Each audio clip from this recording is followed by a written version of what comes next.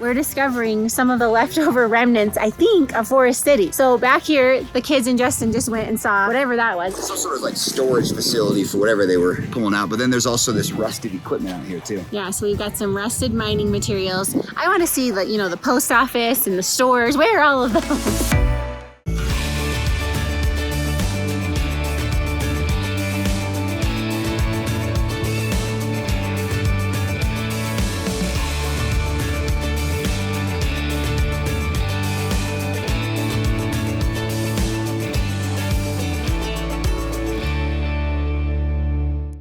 There's Annabelle, just waiting for Dad to come out of the bathroom. I'm surprised you know which one he is.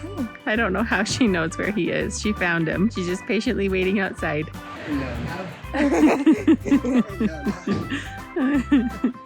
Good morning from the beautiful middle of nowhere. It's day 2. We survived.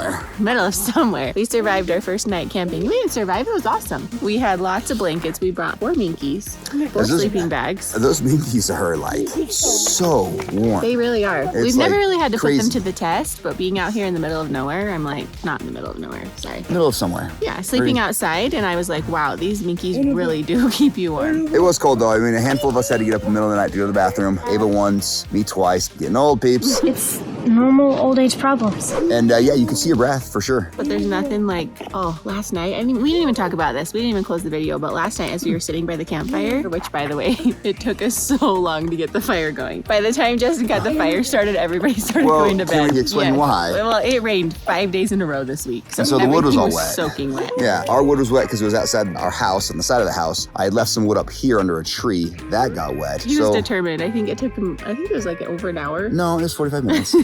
But he was determined and he got the fire going, and by the time it was ready, everybody started going into the camper to go to bed. Good night. We didn't get it stoking that quickly. But while he was building the fire, we were all singing along to songs and looking at the stars. There's just nothing like it. Oh, beautiful sky, middle of nowhere, fresh air, no service, starry skies. Now, what's for breakfast, Peanut? My teeth. Yeah, I don't think we reported on our dinner and our dessert last night, our Dutch oven cooking. If you missed yesterday's video, go back, check it out. We did some barbecue chicken with pineapple and peppers, and then we did a blueberry and peach cobbler in 2 separate Dutch ovens. It was so good. They turned out so good. I never eat all my food. I ate all of it. If this girl ate her whole plate, that's saying something, right? Yeah. Why does everything taste better in a Dutch oven? We are doing more Dutch oven cooking today. Starting with breakfast, we're gonna make a breakfast casserole. We've got potatoes, we've got peppers, we've got onions, we've got eggs, we've got sausage, we've got a Dutch oven.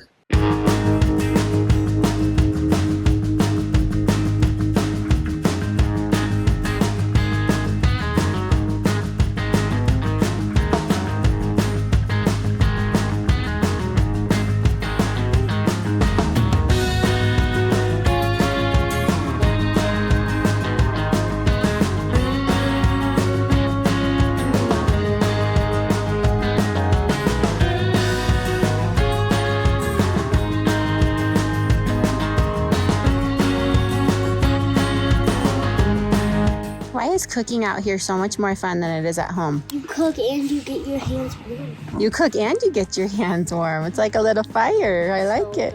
It was really cold this morning.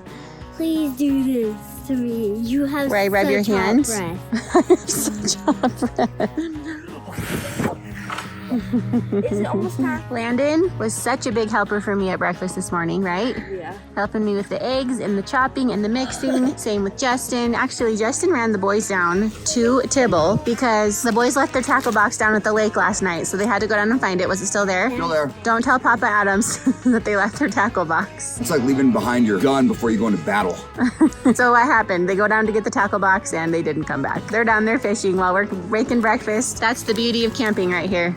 All right, so as we were making breakfast this morning, you may have noticed that we were chopping up our potatoes and chopping up our peppers and onions. Some of that is normal, but usually you just buy a bag of hash browns and throw those in. We are doing something, it feels kind of major at our house, but trying to make it not feel major. We were in the emergency room on our anniversary just over a week ago. It was on a Saturday, and Landon probably had the biggest seizure he's ever had. It was huge. It never stopped. We ended up in the emergency room. He felt awful the next day like he always does. and I think it might have just been our rock bottom per se. We are just so frustrated that we've really truly tried so many things, everything that we could possibly think of to get his seizures to stop. CBD, medication, taking out dyes in his diet. And coincidentally, a couple days before that, Justin went hiking with one of his buddies that he was going to hike Mount Rainier with. More on that in a minute. I have to tell that part too. But his buddy is someone that he ran track with many years ago. We've known them for years, but we just haven't really seen them in a long time. And they have a son who's been having seizures. He doesn't have a brain injury or anything else going on, but they linked it back to him eating Chex Mix. So they learned a lot about glutamates, and without getting too sciencey on you here, glutamates are what excite your brain and GABA is what calms your brain. And GABA and glutamate are all very relevant when it comes to a brain injury, when it comes to cerebral palsy, when it comes to his cortical vision, when it comes to seizures. So I went to work researching it like I always do and found that there were a lot of correlations to a lot of things that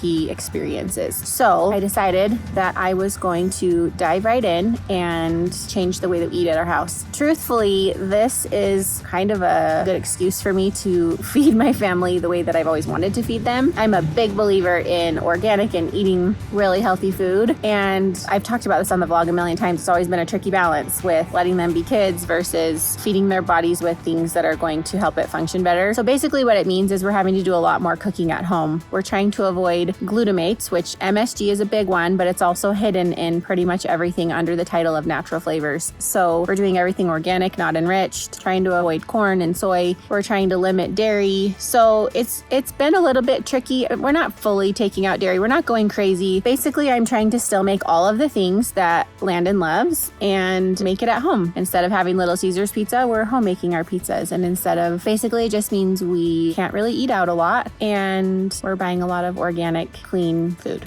So I never want to hold out too much hope, but when things have been as hard as they've been, I'm basically willing to try anything at this point. The nice thing is that we already did a lot of this. I already buy pasture-raised eggs and organic chicken and organic cereals and non-inflammatory oils. So that part of it wasn't a big change. The big change was that because we're such a busy on-the-go family, we were eating out a lot, especially on weeknights when we're literally running carpools from 3 p.m. until 8 p.m. When we would eat out, we would always try to choose healthier options, but the hard part with the glutamates is that MSG or some type of glutamates are hidden in everything, even at your healthier restaurants. So if we're going to really try this, we're either going to go all or nothing, because otherwise you don't know if it's working. So the only way to know what we're eating is to eat at home. There's a couple of restaurants out there that we can eat at. I can think of 2 in our area that we can, but they're pretty expensive because eating organic and grass-fed and all of that kind of stuff is more expensive. So we're gonna see a lot more cooking from us. Justin and I actually really love cooking. It's just that we're just spread really thin, both of us. You know, we have so much going on with just being a busy family alone, but then juggling some extra things on top of that. And most of the time, I feel like I'm drowning. So I'm just going to have to be really organized and have kind of a system going on with this, but that's the latest. So wish us luck. We're just really hoping that it can help with some things. I mean, if it stopped his seizures, that would be an absolute miracle for us, a miracle for him. I know a lot of you can relate, and everybody goes through hard things, but cute little Lando's 11 and he's going through a lot. So send all your prayers our way that this could be a good thing for us.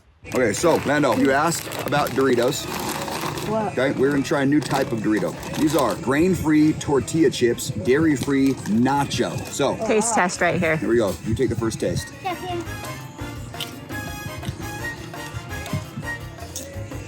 Good. Are they good?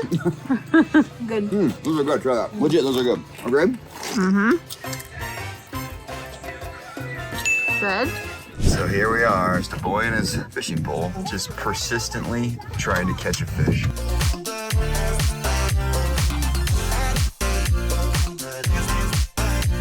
What's up, dude? It does.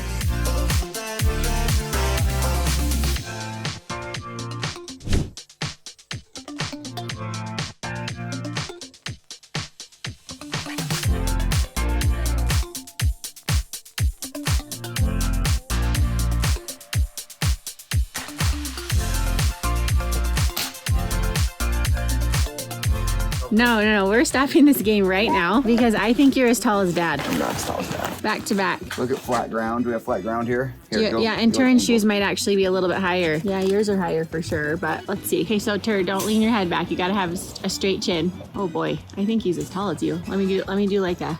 That's taller. You've got him by like a half of an inch. I'm not thinking. He's 14. You're gonna be like 6'7". Or he already hit his growth spurt and he's gonna just stay at 6'2". He's gonna be half an inch shorter than you for the rest of his life. Okay, breakfast is finally done, so we brought it into the camp trailer. We've got a cool little pop-up table in here. This trailer is actually pretty amazing. It's got a lot of little cool features like that. Oh yeah, turned this bed back into a couch, so Justin and I are gonna eat over here. We were gonna eat out there, but I don't know if you can see. The flies are going crazy. So we're hiding away from them right now.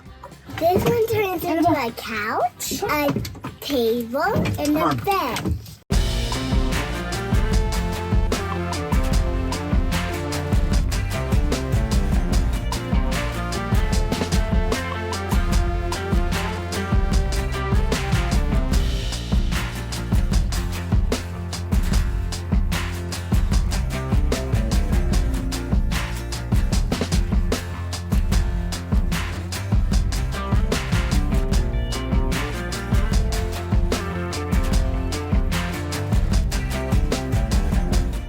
Okay, we're back in the side-by-side. We're going on some adventures. We're on a dirt road, and so far so good, except we... So less bumpy than the truck though. It's so nice. So much less bumpy than the truck. The truck, we're like... I honestly don't feel like it's bumpy at all in this side-by-side. It's making me really want one because we live right by the canyon. It's so beautiful. We took a little turn off into a trail that takes you to Forest Lake. It's a little too... It's a little too bumpy for this side-by-side. A little too intense for a family outing. So we went about 15 seconds up the hill and we're like, Yeah, this way. I vote no. And Justin had to reverse all the way back down. Okay, we just made a little pit stop because we found a map. And we met some people that were telling us about a little abandoned city. And I've heard about this before, but I'd forgotten about it. It's called Forest City. That might have to be on our future adventure list, but I guess it was a little town that was created when there was a lot of mining up here in the canyon. And then something happened where they weren't able to mine anymore, so it's basically just this abandoned... But supposedly there's a cabin up at this lake that we're trying to get to. Yeah, so on the map, we found a lake we wanted to hike to. It's called Pittsburgh Lake. We heard the hike isn't really long, but it's a little bit difficult. So I don't know. We're just going to go see if it's something that we could do. But I've heard from this girl that we just met, who happens to be like our neighbor. Literally. Yeah, Very close to us. They're celebrating their anniversary too, where our anniversaries are like 4 days apart. They told us about this Pittsburgh Lake that's supposed to be gorgeous. Has a cabin up there that's also abandoned, right? We're doing it, baby. So that's where we're headed now.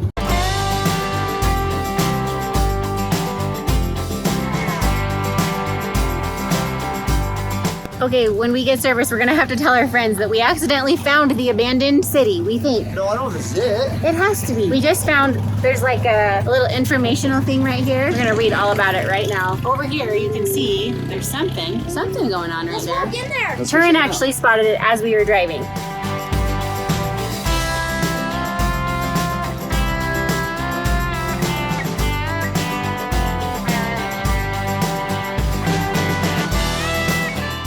Okay, you guys, I just read all of the history on this whole area, and it's funny because I've heard little bits and pieces of different stories, and it's all coming together for me right now. This is so cool. This is history. So in the 1870s, they discovered that there was gold, lead, and silver up here in the canyon. So overnight, they developed this mining company all the way up here, and this is very remote. To give you an idea, probably over an hour, and that's, you know, back then they didn't have side-by-sides to get up here. So they must have been quite the feat to establish a mine up here. So then people from all over were coming trying to find their fortune. So they developed a city called Forest City. It had a dairy, it had a post office, it had stores, it had a lot. So after a while, they discovered that most of the mined rock, they couldn't extract enough precious metal from it. So they ended up with a ton of waste piles of mined rock everywhere. Overnight, the mill shut down and the miners moved on to their next feat and abandoned all of it. So there's the abandoned city, Forest City, and then there's a ton of abandoned waste piles. And this is where I've heard the other part. I heard how Tibble Fork Reservoir and some of the reservoirs can be toxic with metals and that you shouldn't let your animals drink the water and you shouldn't drink the water or be careful swimming in it. And it's all coming together now. It's because of all of these miners that left these waste piles with heavy metals in it. And over time, the ponds and the streams carried all of that into the water. So I don't know how much of that is left today, but we're discovering some of the leftover remnants, I think, of Forest City. So back here, the kids and Justin just went and saw whatever that was. It's pretty much just an empty... It's like an abandoned something. It looks like where they've been stored. Some sort of like storage facility for whatever they were pulling out. But then there's also this rusted equipment out here too. Yeah, so we've got some rusted mining materials.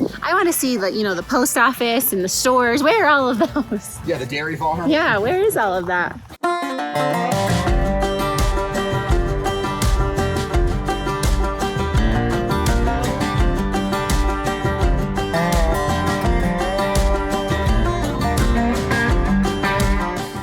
So, if you look out to the right over here, we believe this is Midway, right, Lynn? So guys, this is where we go boating over here at Deer Creek. We could be that far. Yeah, so instead of going around it, we're cutting right through it.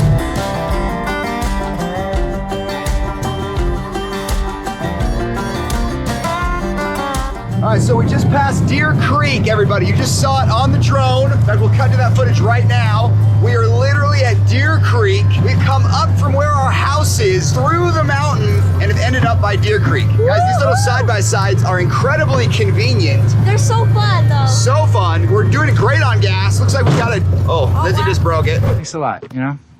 Thanks a lot, Lindsay. Just teasing. Looks like we got at least 3/4 a tank, maybe a half a tank of gas left. Plenty to get us back. Knock on wood. Holy cow, why'd I say that? That's metal. Touch iron. Knock on wood. And now we're headed down that direction, only to go up that direction, and then eventually back to our campsite. Beautiful fall leaves. Beautiful fall leaves, as Lindsay was saying. Guys, we decided to give up on the hike. In case you're curious, we did not do the hike. It's a 1,500 vertical foot gain in a mile and a half. A couple came down, hiking poles. They're like, do not go do that. It is ridiculously hard. It took us almost 2 hours to get to the top. And we're like, yeah, we got 6 people. Probably not gonna do it. But we decided, you know what? We rented this thing for the day. Might as well just enjoy driving around parts of our canyon we've never experienced.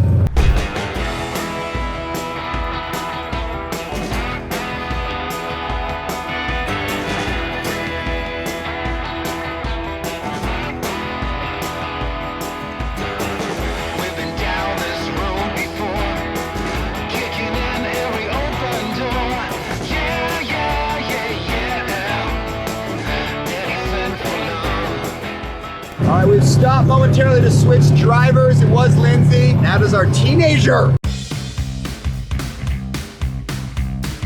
Okay, soon this kid will be driving. Look at his learner's permit next year. What?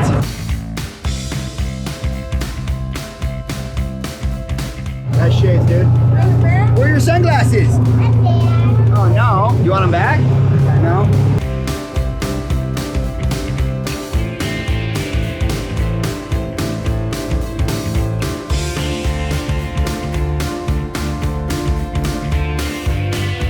Okay, so guys, we have officially made it to the dirt road. Holy cow. I don't know if this thing tracks mileage or hours. If it does track mileage, I should have actually been looking at the mileage. We've officially made it out into the main part of the other side of our canyon. So our canyon connects from one canyon to another. It's called the Alpine Loop. It's gorgeous. One side of the canyon is American Fork Canyon. The other side of the canyon is American Fork Canyon. And I was just talking to Turn about how cool it is that it takes us 45 minutes to get to Deer Creek, but really it's because there's a big mountain in between. So it's kind of cool to be at the top of the mountain and be able to see both of them. It's kind of crazy. You can either go 45 minutes to Deer Creek or 2 hours through the canyon.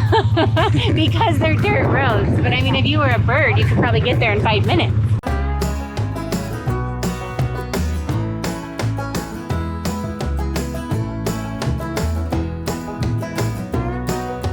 Okay, like we mentioned, this is the Alpine Loop. I gotta pass the camera to Lindsay. She can explain why we love this place so much.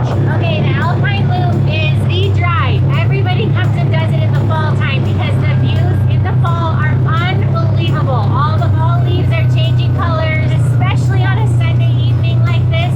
You will just get hundreds and hundreds of cars. It's basically the loop that goes from American Fork Canyon to Provo Canyon, and it is so beautiful. We usually drive it with the family in our car, but we've never done it in a side-by-side like this, which makes it so much cooler, huh? I think it's way better than bus bumps and... Bus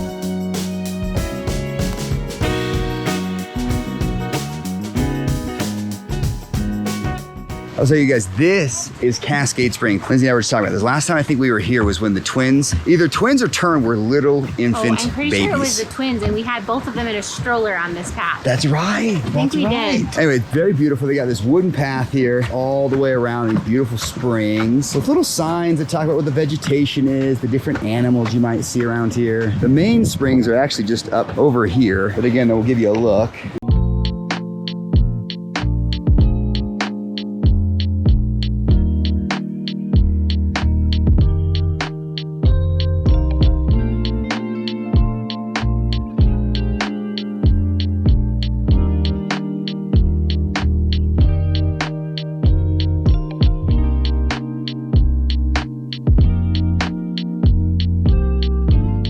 Oh, now we're just cooling off, aren't we?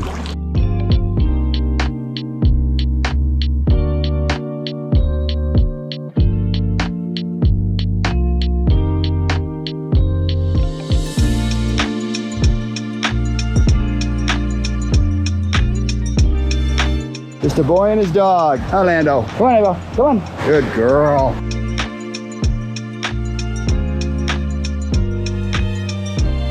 Okay, so we've made it back to Tibble Fork. So here's what we did. We divide and conquered ever so slightly here. Lindsay, Ava, and Ashton have decided to go back to camp and get dinner started. Ava wanted to play around camp, as you guys saw that cool rock that they've been climbing. They want to climb that. Ashton wants to polish up on his marksmanship skills by shooting the BB gun. So Landon, myself, and Turin are actually gonna go over here and go fishing. Well, Turin is gonna go fishing. So Cerebral has been determined to find a fish, to catch a fish, I should say, this entire trip. And not super lucky. I mean, honestly, those guys down there too. Again, not a lot of luck really about anybody. That actually I think could be a good spot down there potentially. Anyway, but he's trying the other side of the lake, which is pretty cool. We've taken some pictures over here before. This is a big dam. So he's gonna try his luck on this other side of the lake.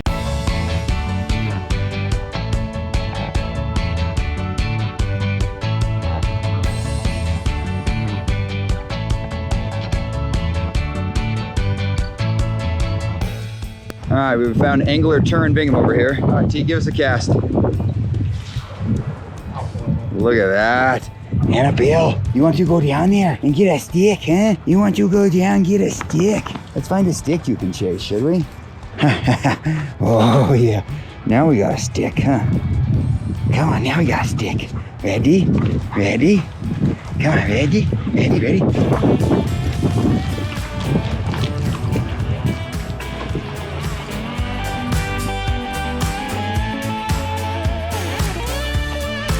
You're a good girl, Annabelle. Okay, back at the campsite, we made some nachos for dinner. I didn't video one bit of it. Completely forgot. We must have been hungry. I started on it while Turin, Landon, Justin went fishing one more time at Tibble Fork. Ava climbed up the rock a million times. She's racing. She's been telling me over and over, Mom, watch how fast I am.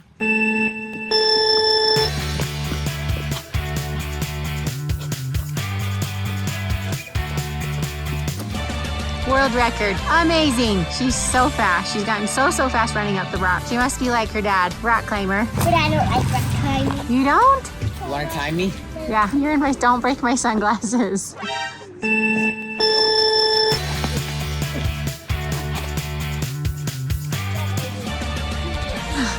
Way to go, Turman. We just cooked up a little taco meat with some chips, some cheese, some black beans, some guacamole, some salsa. Pretty easy, pretty yummy. Now we're cleaning up the campsite, getting ready to go home. Kids have school tomorrow, and Justin and I were laughing because we filled up the entire back of the truck bed just to go camping. There's so much required just for 24 hours of living in the middle of the woods.